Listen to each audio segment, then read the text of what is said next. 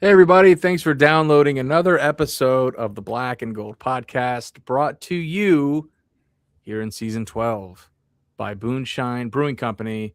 They're doing everything that they can to make the high country a better place and to make Boonshine. And I want to wish everybody out there, on a very, very extremely serious note, a happy IPA day. That's what it is. Boonshine has brewed their fair share of IPAs over the years, and these are just a few of our favorites, from juicy hazes to crisp West Coast styles. There's an IPA for every kind of hop lover. Now we want to hear from you. What are your favorite Boonshine IPAs of all time? You need to let Boonshine know on Instagram. Charles, I want to know, as we kick off season 12 here, what is your favorite Boonshine IPA on this National IPA Day?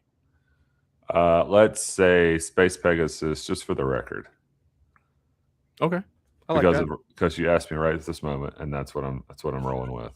And if you No ask prep me next here. week, I might say something else. Yeah. You know how this goes. No prep whatsoever. Just springing it on you. Yeah, I am Alex Johnson, your host of the Black and Gold podcast, and with me, as always, again, season 12, the world's most famous App State fan. He is Big C. Big C. Let's do it again. Let's do another season. How about it? Well, we're here right now, so we're gonna do at least one more. We'll see how much we can handle, right? Yeah, yeah, yeah. We'll see. We'll see what's let's see what's around the corner. But yeah, we're back. We took the longest break we have in 11 years. So our last episode, I think, was early May, somewhere in there. And yeah, we usually record an episode like at the very end of May after Memorial Day, or in June. That's usually like our last one. And just life got very busy. End of school, coaching two youth sports teams, and just really everything. And we got swept up and said, you know what? It's break time a little early. So media day is what really marks for football the start of our season. And yesterday there's football media day, and today there's a new episode of the Black and Gold podcast for season 12. So Charles, what did we miss? What have we missed over the last 3 months? Well, I mean, you can say you've missed a lot, because if you're trying to keep up with anything that's going on in in Congress, or with Oh. NIL stuff, Mm-hmm. or with eligibility, or anything like that, it feels like if you had an episode tonight and then did one tomorrow, you would probably have new news. Like Mm-hmm. it feels like it's ever changing, and I guess it's cooled down a little bit in the last week or so, but it just felt like, if there for a couple weeks, it was just the wild west on what athletes can or cannot play, how much money teams or schools, it's like teams, it's making it sound like it's professional sports. It Well, really is at some places, but like how much you can and you can't spend, and on a roster, and how some of these schools, oh well, now you can spend another $20 million. All right, great. Those schools can spend $47 million on retention and building a roster, while congratulations to schools that don't have that money. You can't spend it. yeah. Which certainly feels like that's broadening the gap between, let's just say, haves, nots, right?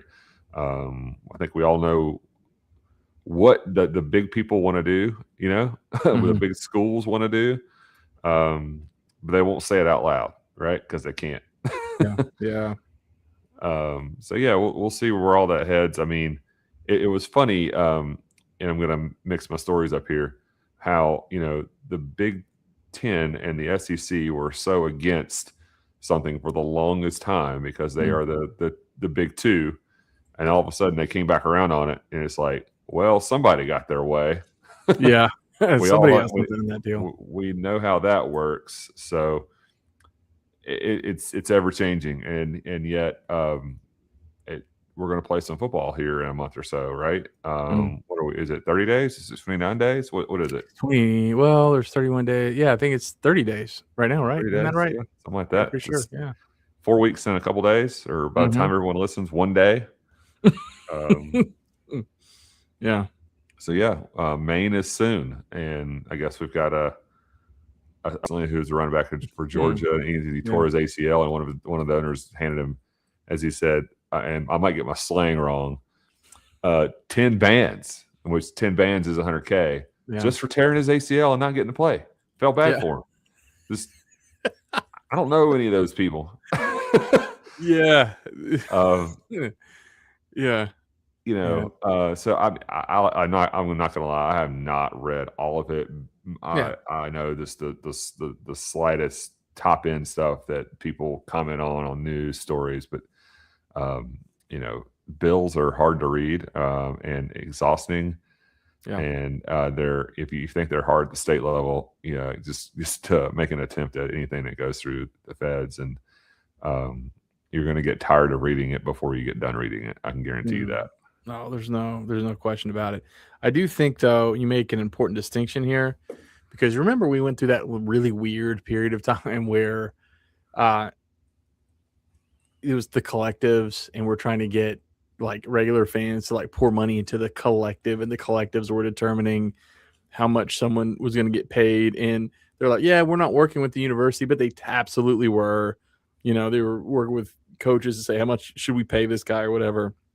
And then all that ended the second the Department of Education allowed schools to basically partner, quote unquote, partner with or whatever athletes, and they weren't going to weigh the Title IX element. So they could just basically discriminate towards, you know, football. It's football. And so all that collective stuff kind of like no one talks about it anymore. It was so confusing too. Like they just never like jibed with, you know, all people knew is that I'm paying for players. That's all people really took away. Mm-hmm. However, you know, you get people say, well, we want a higher cap. You know, it should be 40 million. The school, the institution should be able to distribute 40 million to athletes. Yeah, but none of that addresses the fact that you just said that donor for Georgia who wanted to give Todd Gurley $100,000 for tearing his ACL, that dude can still, let's say they got a car dealership. That's the popular example to use. If you got a car dealership, hey, come sign footballs at my car dealership. I'll pay you $100,000. I mean, that doesn't even count. You know, I mean, that's in what's the NCAA going to do? Say they can't do that? It's like, hey, I'm using my likeness to go sign footballs. You can't stop them from doing that now. So it's still kind of unlimited. It's limited to what I mean, you already said that, but the top's always going to be the top, man. They're always going to have the dollar bills to pay. So I don't know what's going to go on with this bill. It'll be interesting to see what happens, but yeah, it trickles down. You know, everybody gets impacted one way or the other. One thing that did come out was announced just a couple weeks ago was the 2026 Hall of Fame class.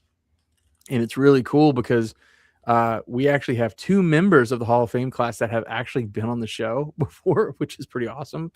There are five athletes that are being inducted. Kyle Blevins, John Fitch, KT Stovall, and Mariah what is it? Sidner. I'm sorry. I should remember this. This was after my school days but before the podcast, I guess. So in Hector Crespo's been on the show, and then there's a special honorary service award for Chip Sigmund, our favorite Chip Sigmund. Mm-hmm. He's going to the Hall of Fame. So that's really, really cool. Very, very happy for these guys, obviously, and for Chip. I'm wondering though, you know, if we're a lot of guys from the 80s, a lot of guys from the old days in there, you know, who's not in there yet is Sparky Woods. Sparky Woods isn't in there, Charles. What do you think about that? Well, isn't it? You know, I don't know what the selection criteria is, but I know some certain places like to see someone have fully retired from the business before putting them in. That is true. And so I don't know if he has a job right now. I don't think that he doesn't have a job. He's at But Missouri State with Casey. there we go. There you go. All There right. you go. Yeah, it makes sense that Sparky Woods would still have a job. Yeah. So yeah. Be cool to see him in there though. But yeah, I think he certainly deserves his spot. Not to say that anyone isn't. That he should take it in over anyone else that's just in these last few classes or anything like that. But I mean, certainly those. I mean, I think it. When you really think about it, like it says a lot about a lot of these athletes and when their playing time was, like you mentioned, like 3 of these athletes are after you graduated or during your time when you were in school and you're younger than me.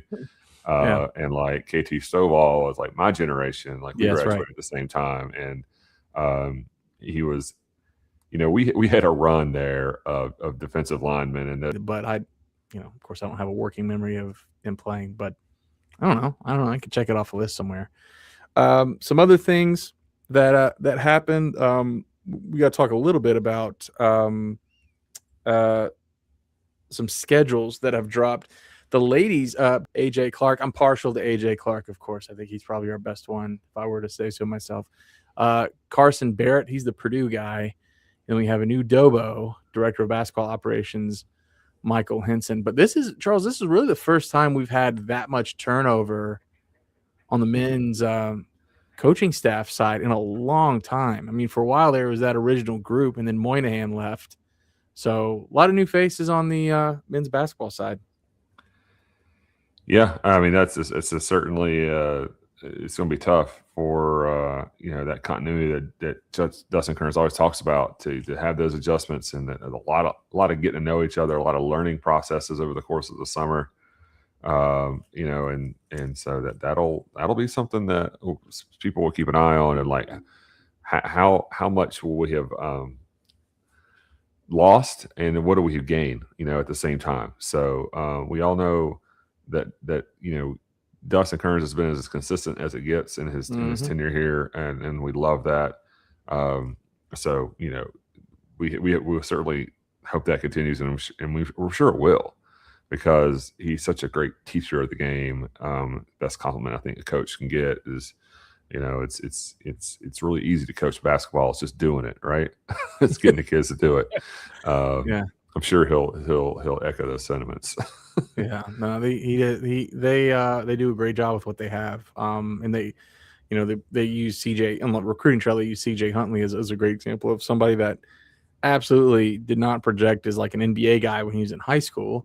A lot of potential, but CJ worked his butt off, continued to grow, got stronger, and it's great. So looking forward to seeing that new staff. They really do feel like they get along really, really well. I mean, that and Dustin does a really good job of like making the business and the play, right? I mean, he's not hiring his friends. I'm pretty sure. Well, I can't speak for all the hires, but like I know AJ Clark, for example. I don't think there was ever sort of like previous relationship, but he just interviewed who he thought the best guy was going to be in the right fit for whatever role he's supposed to have on that team. And until Dustin like screws something up really bad, there's no reason to doubt that he's going to do a bad job, I guess, right? I mean, I think he's kind of earned that year 8 at this point, right? A little bit.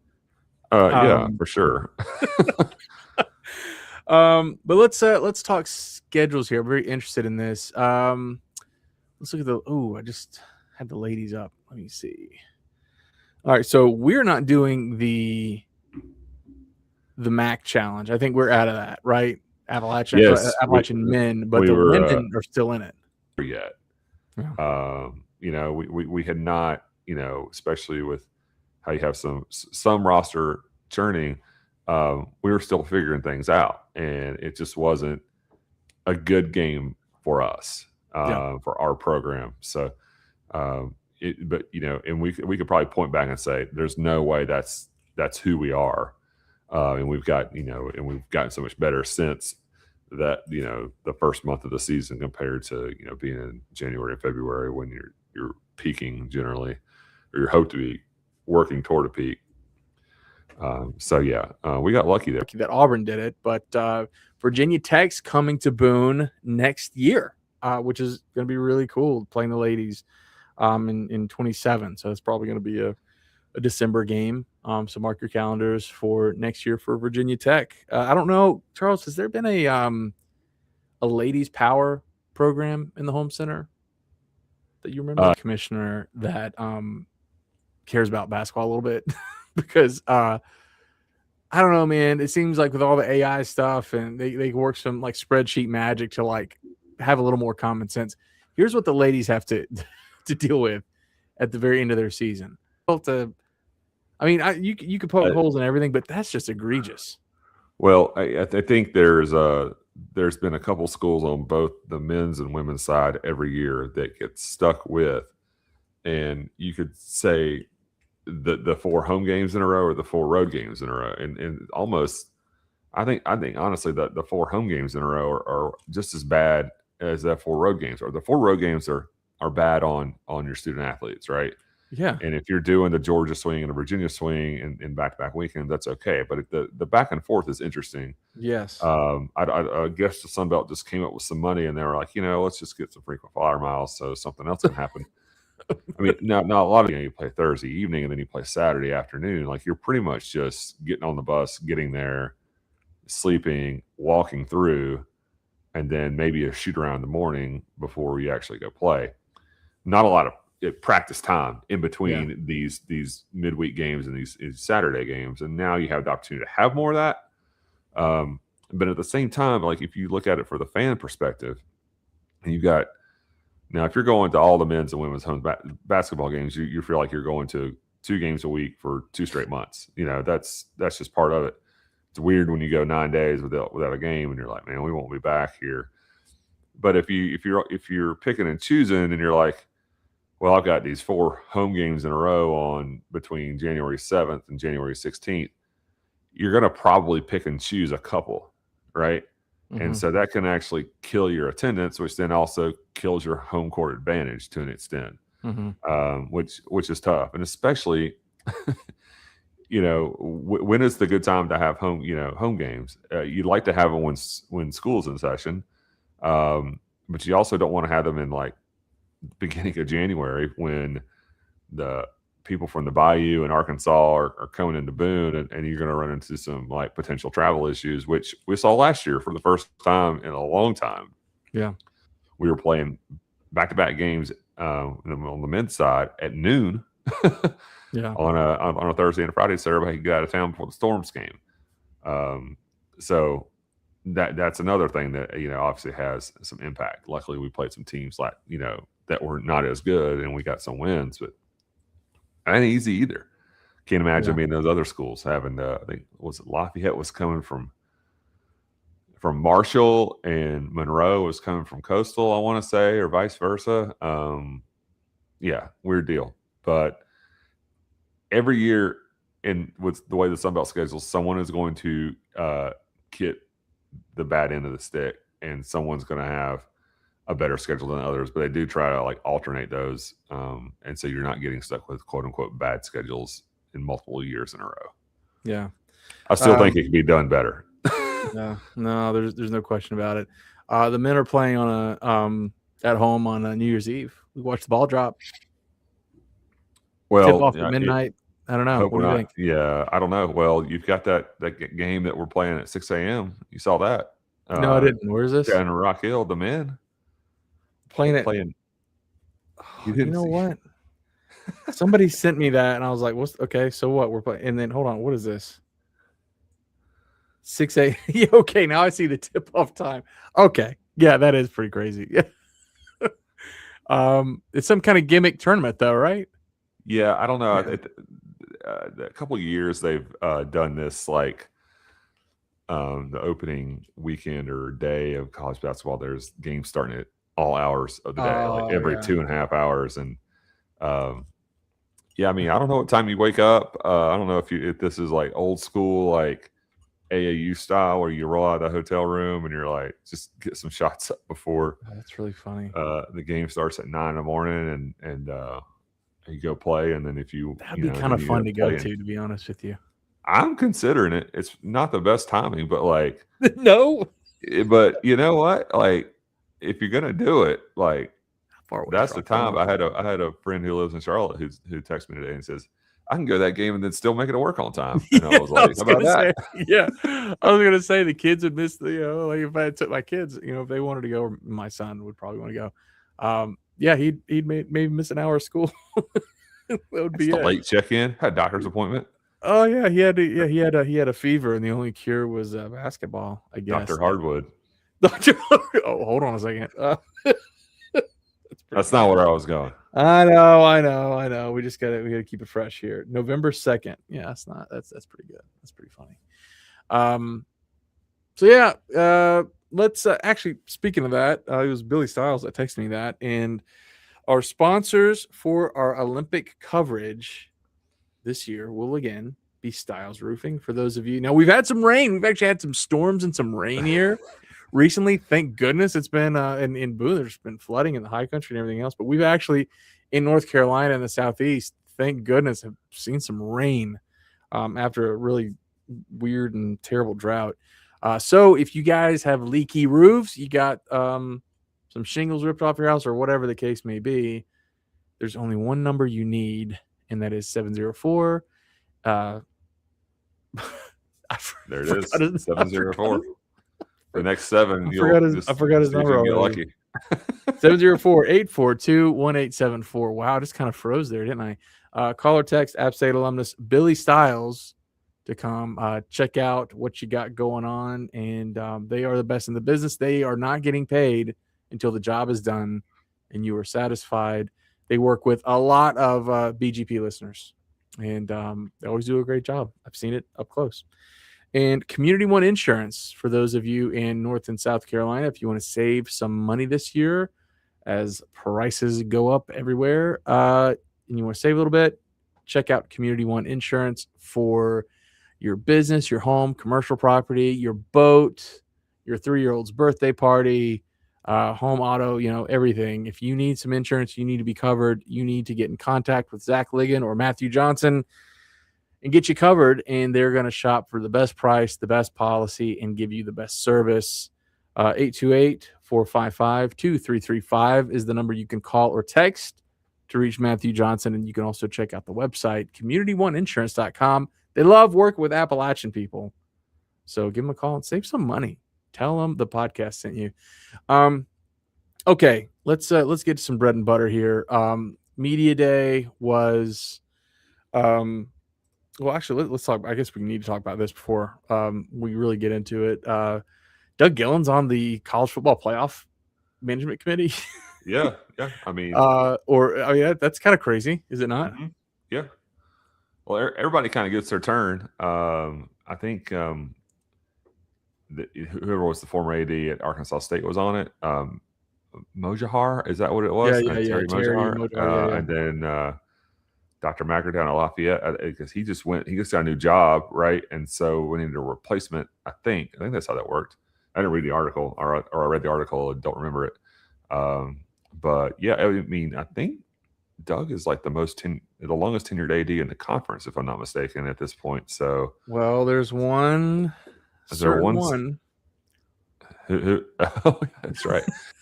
Just by a little. Just by the length of a corn cob, I guess you could say. Length of a hot dog.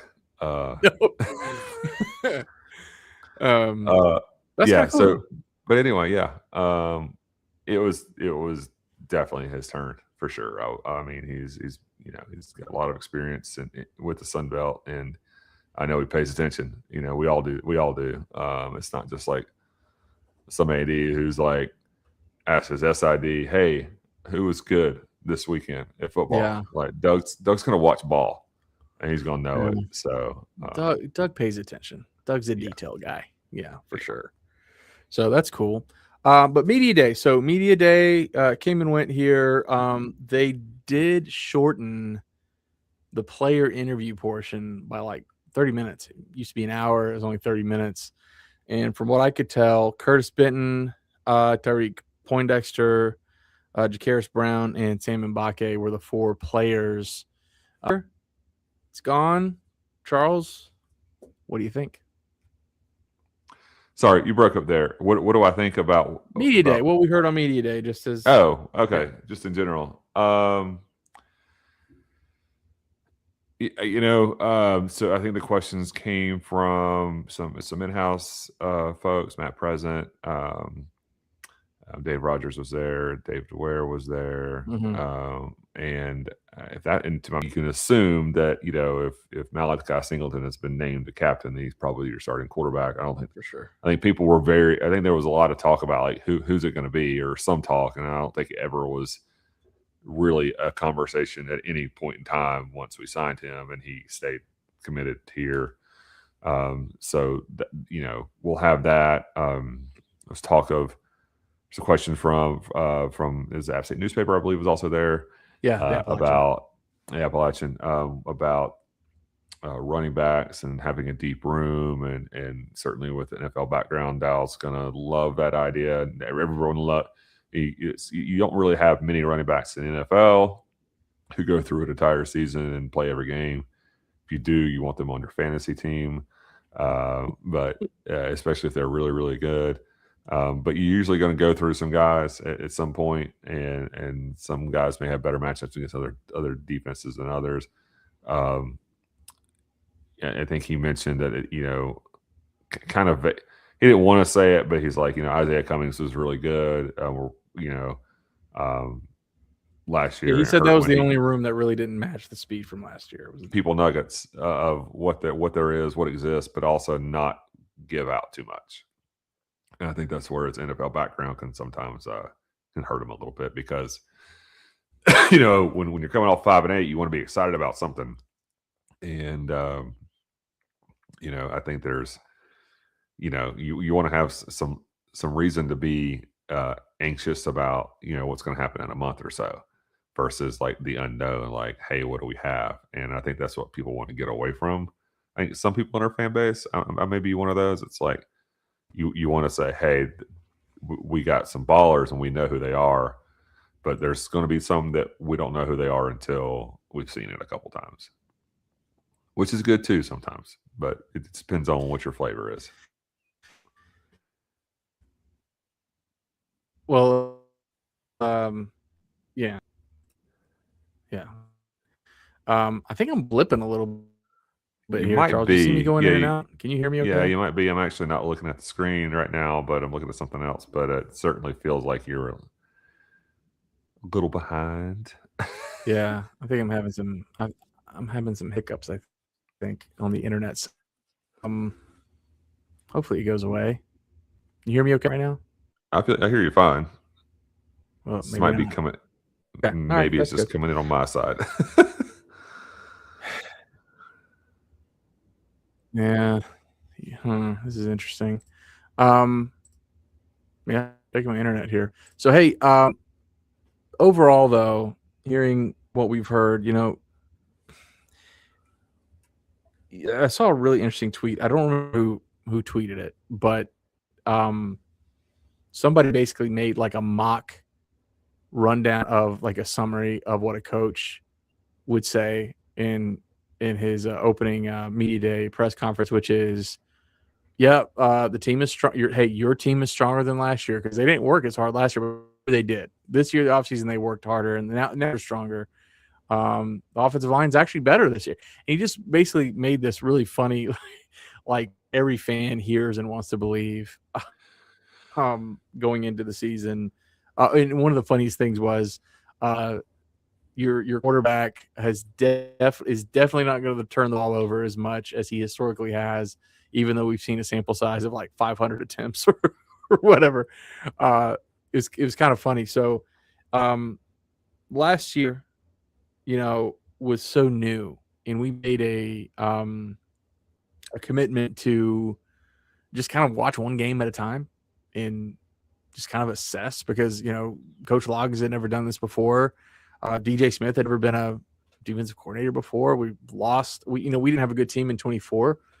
We lost all the best players from that team, so we're behind the 8 ball. Coach Loggins even mentioned that right when he got here, the portal opened and he had to deal with that. I mean, that's a genuine barrier. That was a genuine, like, something he had to overcome. So last year was bad. Like we weren't good in 24. We were worse in 25, and it was disheartening. We were sloppy. we played our best game in August and got worse. And so I think we did a pretty good job of just game by game, just saying like, this kind of is what it is. And I'm certainly going to approach it that way. The kind of the downside of that is it's hard for me to think that things are really going to get that much better. You kind of got to see it, because I think one very clear bright spot is I think we have made an upgrade at quarterback. I think Malachi Singleton is almost certainly going to be better than both AJ Swan and JJ Cole. That gives me hope. I think he probably can do more things. For as close to the chest as he holds his cards, right? Coach Logan has all but said that, right? Like we're going to run, we're going to do different things, be more mobile. That element gives me optimism, but past that, man, I didn't really hear anything, and I didn't think I would. By the way, I wasn't like looking at media day to change my mind, but I don't know. I'm still very skeptical that wild success is around the corner, given how we've had to swim upstream with personnel and just the struggles of starting over with a new coach. I don't know how you feel about it. I think every now and then it's okay to say good things about your players that get the fans excited. I think kind of going back to that point, and you can, when we had recruiting, banquets and dinners or whatever, or you had interviews from coaches in the past, and like they can say, like, I tell you what, like, he's not there yet, this kid, but if he does what we ask him to and he gets there, he'll be really special, right? Like, I think everyone remembers like the Christmas Eve or Christmas Day commitment of Darrington Evans, and it took some time for him to get there, but when he got there, it was lights out, right? Electric factory. He was incredible. Mm-hmm. And you felt like whenever he touched the ball, he could take it to the house. And that's how good we were then too, and it wasn't just him, it was a little bit of everything. And it just doesn't seem like there's that, hey, this is a guy that can make plays. And I'm not talking about like grab an interception here or there, or make a good pass or a good catch, but like who can change a game, who could be someone that changes the momentum, like explosive plays, and it felt like last year we didn't have a lot of explosive plays on offense. Like we had to kind of get a drive going. And then once we did that, we kind of found out where we struggled, which was putting the ball in the end zone from close. And so if you don't have it, then you can't talk about it, right? You don't want to talk about a tool in the shed that doesn't exist. But at the same time, the optimism would be helpful, for the fans to have someone or something to get excited about, to follow. Like, watch out for the development of this guy, right? And so you can see that, like last year, you saw that, and you're like, and that Colton Ferris dude is going to be a really, really, really good player, and he became a really, really good player over the course of last season. Probably a bright spot, and now he's a captain, and we're expecting big things from him, right? Great success story. Glad to have him here. Hope to continue to have him here. But I mean, I'm with you until we see it, and if we're gonna hold our cards to the chest and not show anything, then we're going to find out against Maine, maybe. And are we going to find out then against ECU? I mean, I think this is a very interesting 4 games that we have to start the year, where you have an FCS, and then you have 2 in-state G5s, and then a power team at NC State, and you really, like, you got to make massive improvements. So like if you come out against Maine and you look like Lindenwood, people are going to have some questions real fast. and I think that, you need to have a game where you're like, look, it's an FCS school, we should take care of them, and we need to win by several scores, right? I think that's how everybody, no matter who they are, right? You like, that needs to happen for the fan base to get excited, something like that. Win by a couple touchdowns, win by 10 points. Don't turn the ball over 3 times. Score some points. And then ECU at noon is going to be weird. Then come back to Charlotte for a home game at 6 o'clock with another team that is, by all metrics that I've seen, is still not very good. They were not very good last year. I think we got all of our hopes up way too much last year off last year's Charlotte game. They're the worst team in the country. Right. And then NC State's got a great quarterback. So they look to be improved. Old Dominion. I don't want to get too much into the conference stuff because it's a whole nother month away, and we don't know, and they don't know what they have either. But you've got 3 tough games in conference to play teams that we haven't beaten regularly enough of late. Mm-hmm. And we really don't like losing to them. So, I mean, is it nice to have, kind of a new James Madison to an extent at home? Yeah, that'll be a big crowd. Georgia State at home, great. Monroe, great. That's on down the line, but you're still having a hard time, like if you're guessing for a number of wins or an acceptable record, to expect a whole lot more than like a massive turnaround compared to last year. Like I think if you go from 5-8 to 8-4, then like that would be incredible. Yeah, I just don't think I just don't. There's nothing there to show us that that we can say with any type of confidence right now that like 8 wins is in front of us. No, that doesn't mean it won't happen. It's just not. Right. It's just we want it to happen, right? Yeah. But we're going to go to these games and hope that it happens. Yeah. But you got to see it first. Yeah, and we didn't see it last year, and that's all we have to go on, right? Yeah. And I really actually did enjoy straight up game 1. What do we got? Game 2. What do we got? I mean that to me was because of the newness of it. Was I think just an appropriate way to approach it, and you just said it. Our hopes got way too we were too up after Charlotte, not really realizing how bad they were, and Lindenwood of all programs kind of brought us down to earth. Just thinking about last year though, real quick, and this is kind of illustrates my point how in 24 we weren't a good team and lost all the good players from that team. I don't want to say all the good players. We lost a lot of good players from a not good team. Last year on offense, we had, I think a handful of playmakers that made a difference. Jaden Barnes certainly had his moments. He was flashy and he had a lot of ability.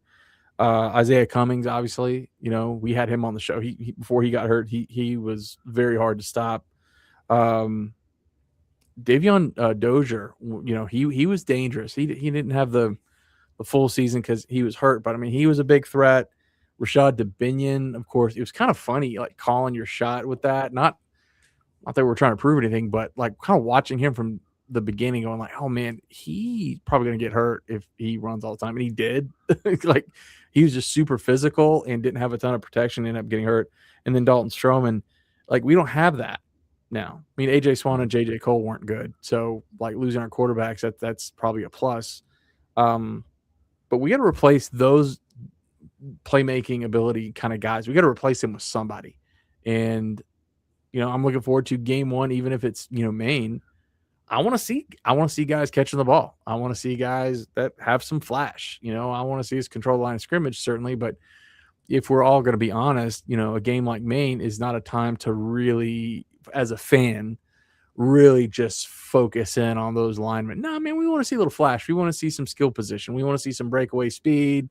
We want to see some broken tackles. We want to see some catches over the middle, the big ball. We want to see that stuff. And I think the players want to feel that too. Right? Yeah, for sure. Yeah.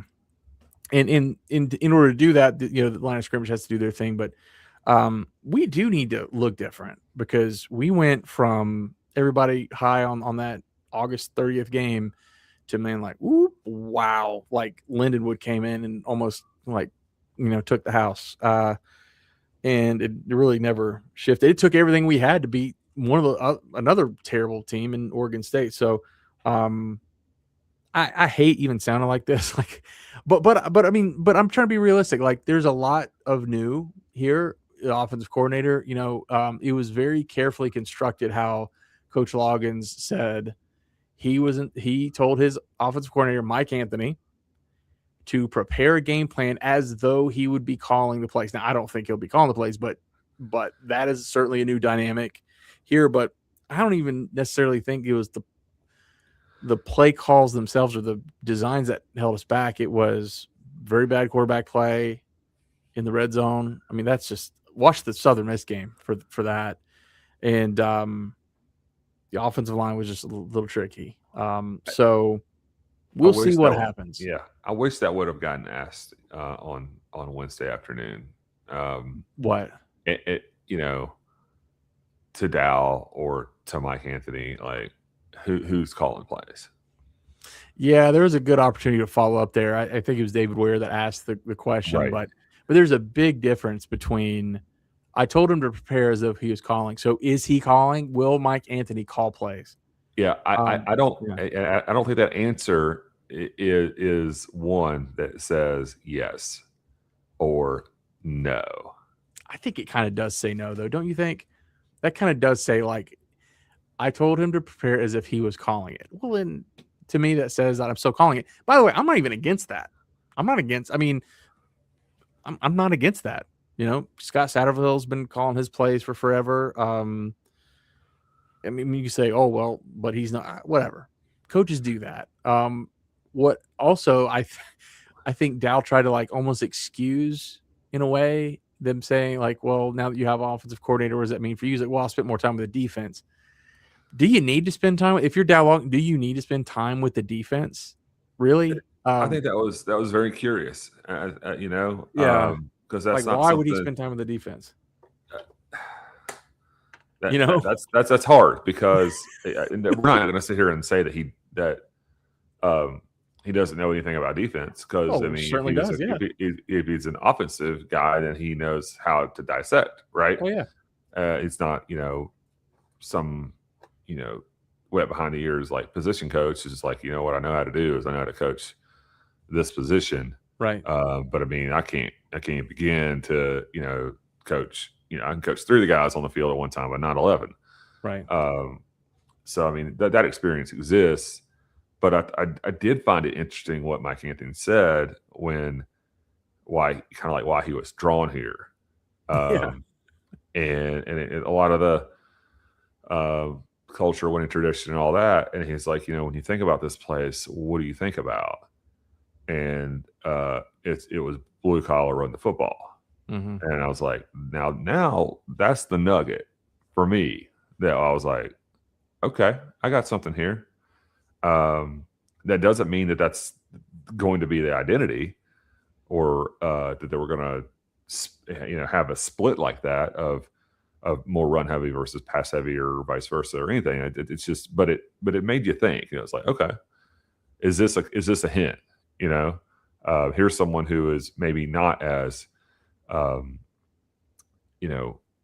manicured in his press conferences as maybe Dow has been, and was willing to give something. We don't know that, and I haven't met the guy, so I'm not going to sit here and die.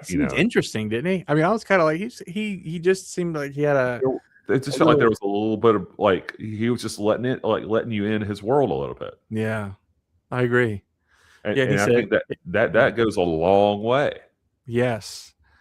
Yeah. In him saying, and we've said this for years, Charles, like, he even like brought kind of like a totally outside of the box, like non-football reason why he was excited to be here. He's like, I've never lived in this part of the country. I think it'd be kind of cool.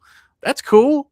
We want you to love this part of the country. We want you to, love Boone, I mean, I thought that was interesting. Yeah. It's been what, 6 months, 7 months, 8 months, whatever. that he's lived here. I don't know when he got here, when he you know how coaches are. They start in a hotel room. You try to get them out of one as fast as you can, and whatever. Yeah. But that was unprovoked. Yeah. He was like, no one's asking me about this, but I'm going to tell you. Yeah. Yeah. We need to get him on the show before Dow puts a gag order on him. It might be too late already. It might be too late. Yeah. No, but I like that.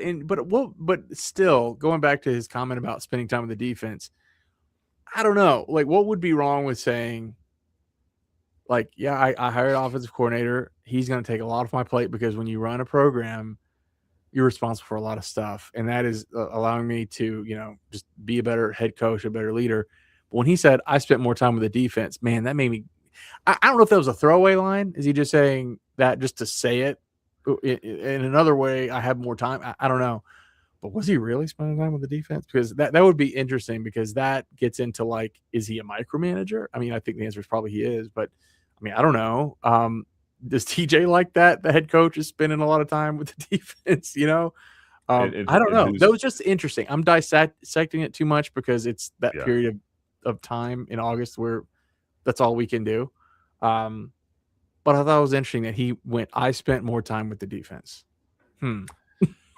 Okay. It was a comment that I think that you would not expect him to say last year. Let's put it like that. And so that's why it was interesting, and you're like, it got your attention. Yeah, it totally did. Someone's got to tell Dow to get numbers on these kids on the website. Like, it used to be so easy just to, like, scroll down to, like, the 60s and 70s and look at offensive linemen and just to know the numbers. We got to get numbers, and I'm still going to say it. We need a depth chart. We need a week of. We need a depth chart. We need to be able to get used to names, and eventually you do. You kind of assume, like, all right, AJ Swann's probably going to start, or whatever it is, but it ain't going to happen. But it's on my wish list for depth charts and numbers, and because I've been reading these names a lot, especially this week, just getting ready for the show or whatever. But it's turnover. It's roster turn. We got to know these guys. I guess we need a dome and to make sure that we can control who gets in and out. I don't know. I mean, the Russians are giving secrets to Georgia Southern about who's wearing what number and what number is good and what number isn't. Did they take the bus though, Charles, or did they fly? Well, if it was the Russians, they flew. But if it was Georgia Southern, they drove up in a school bus, a yellow school bus. That was another thing. I'm just going to point that out. And whatever, people, whatever. I don't care. Him, like Matt Present, for anybody that didn't listen to the press conference, Matt Present, who works for Appalachia State, does a really great job as a staff member, works hard. Voice of basketball, sideline reporter. Matt Present gets up there and asks the most softball question in the world and says, Coach, you guys don't even have to leave the state of North Carolina until October. Like, how cool is that? You don't even have to get on a plane until the last game of the season. How does that help the team? And Lawkins says, we would fly everywhere if I had it in the budget. And I'm like, come on, dude. I mean, you look at it, Marshall, you don't need a plane for Marshall. You don't need a plane for NC State, ECU, Conway. What's Conway from Boone? 5 hours max? Yeah, if you don't stop in Columbia. I guess. I don't know. We're going to get stopped somewhere between while you're on 77.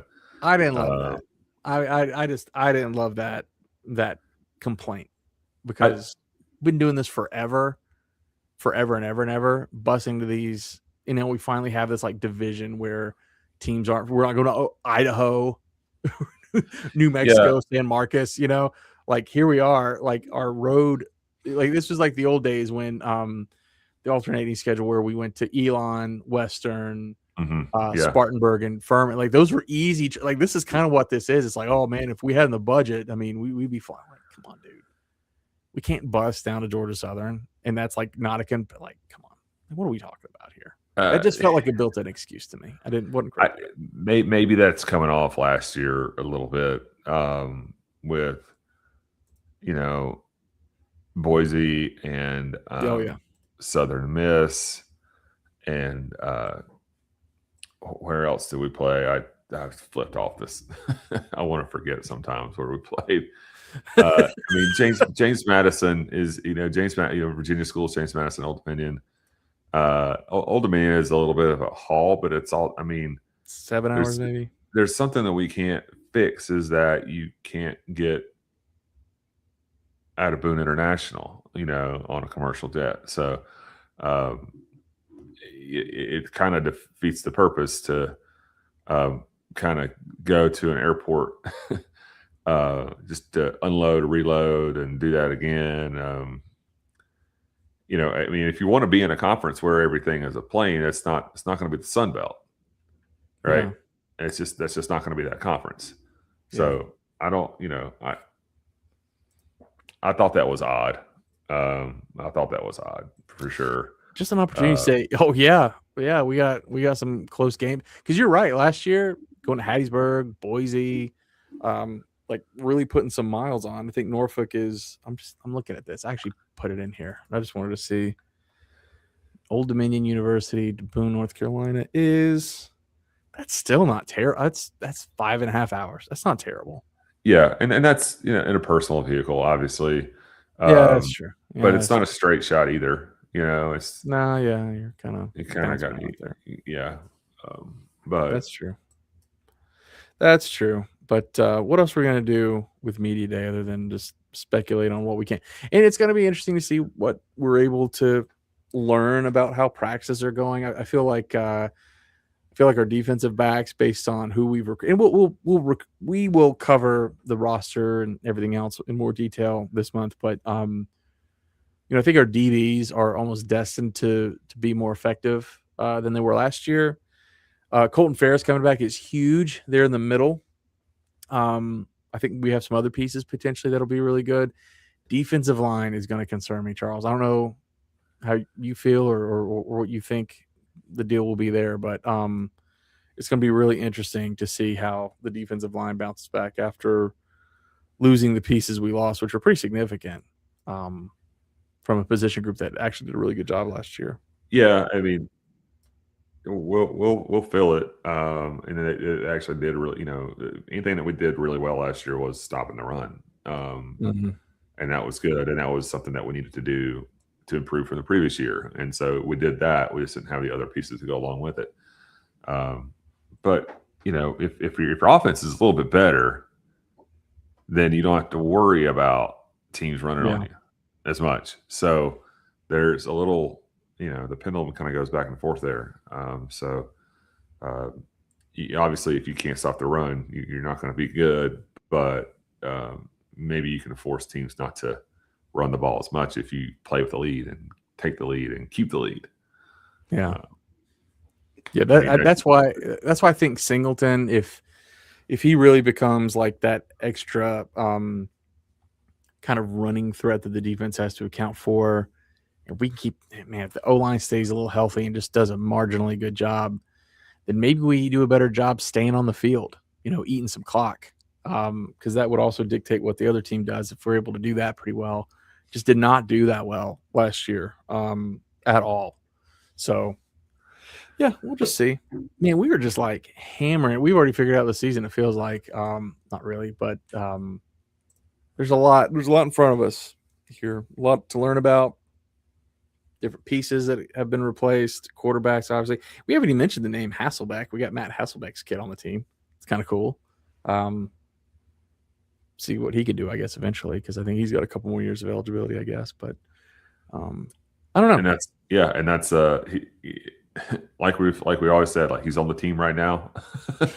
And we got to play some games to determine who will be on the team next year. Yeah, who will have a key to the building, etc. Yeah. So yeah, it's a shuffle up and deal, Yeah. Every year is a new shuffle. So yeah, it is. Anything else that we need to cover here after we said everything that there is to say? Are we done For now, we have. For now? Yeah, I think so. I think that's true. All right, everybody. Well, thanks for helping us kick off season 12. I didn't even mention this. We're doing the 34, 32 day raffle once again for Yosef Club, and we actually have another Jerry Moore, Armani Edwards, and Dexter Coakley autographed football that we're raffling off, and we'll have some other things to raffle as well for prizes. All proceeds, like every year. I think at this point, I'm pretty sure we've sent over 25,000 to Yosef through these raffles. I'm pretty sure that's right. Might be more than that. I've lost track, but all proceeds from the raffle goes to Yosef Club, and we will of course announce a winner on September 1st. But go to 3432day.com and get your ticket to see if you can win an important piece of history. It's pretty rare. I didn't know they had more than one ball, but they got me another ball to raffle off, which is pretty cool. So, all right. What was that, Charles? Did I cut you off there? Nope. I said that is awesome. It is sweet that you got another ball. Yeah, it is pretty cool. I didn't even have to go track down Dexter Coakley in Texas to do it either. I just got to have it handed to me. It's pretty sweet. Nice. Thanks to Boonshine for sponsoring another season of the Black and Gold podcast. And until next week, we have more to talk about. Go Apps.